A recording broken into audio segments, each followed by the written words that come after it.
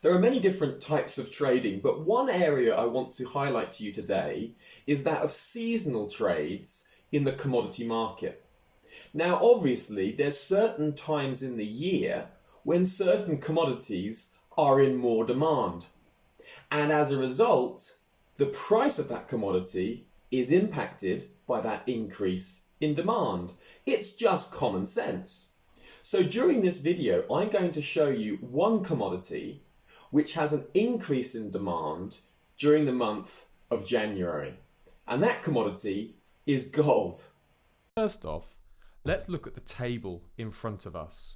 We can see that this is a table for the increase in gold prices over the last 12 months on a 10-year trailing average. So let's look at the table. You can see the highlighted column here of January, and we can see that the 10-year trailing average is for a 3.40% increase in gold prices during the month of January. Furthermore, we can see in the last 1, 2, 3, 4, 5, 6 years, during the month of January, gold prices have increased. This is why I was looking at gold prices at the end of December and the beginning of January due to these seasonal demand factors. Now, the reason for this seasonal demand in gold is to do with the Chinese Lunar New Year. There's a tradition that you give gifts of gold, and so this physical demand for gold increases gold prices. You can see a similar phenomena in the month of August, and that's due to Asian weddings and festivals. Again, giving that traditional gift of gold, it increases those prices. So furthermore, on top of these historical seasonal factors for gold increases, we've also seen gold buyers enter the market for another reason. Recently, gold buyers have been invited into the market due to safe haven bids. Gold is seen as a place of safety during times of crisis and attracts buyers.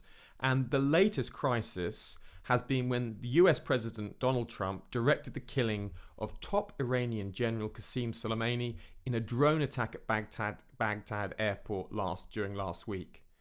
Now, this event has sparked an already volatile situation in the Middle East, and Iran has vowed to retaliate and strike revenge.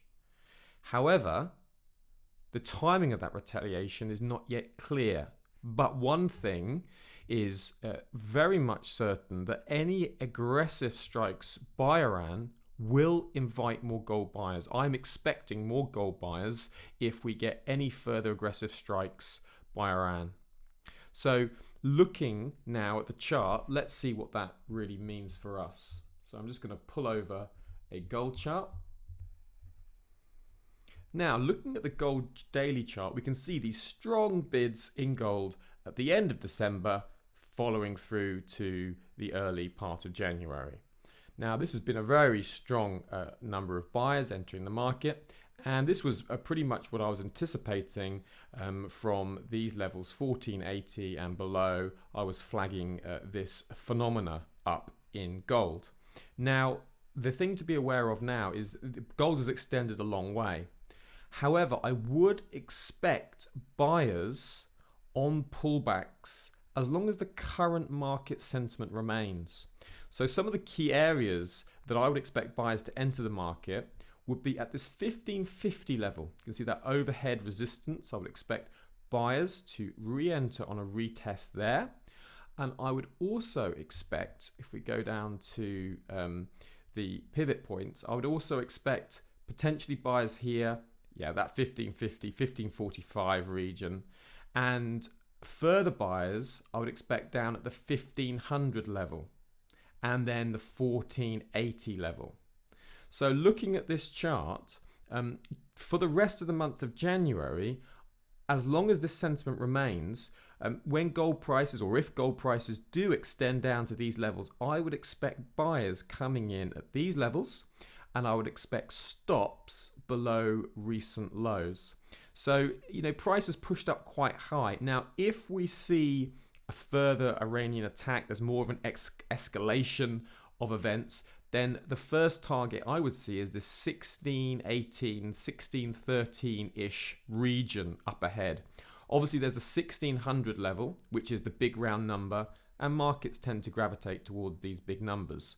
So on further escalation, I would see the 1600 as the first target, and then going up a little bit further to the 1615 level as the target above that for buyers. So that's my outlook for gold. We've seen the seasonal demand, so maybe you've missed this move and perhaps price doesn't retrace back, or there isn't an obvious way to enter. Still remind yourself that seasonal factors can be very important in trading commodities, and perhaps you could do some of your own research and look on other seasonal commodities that impact the market so you can be ready for them ahead of time.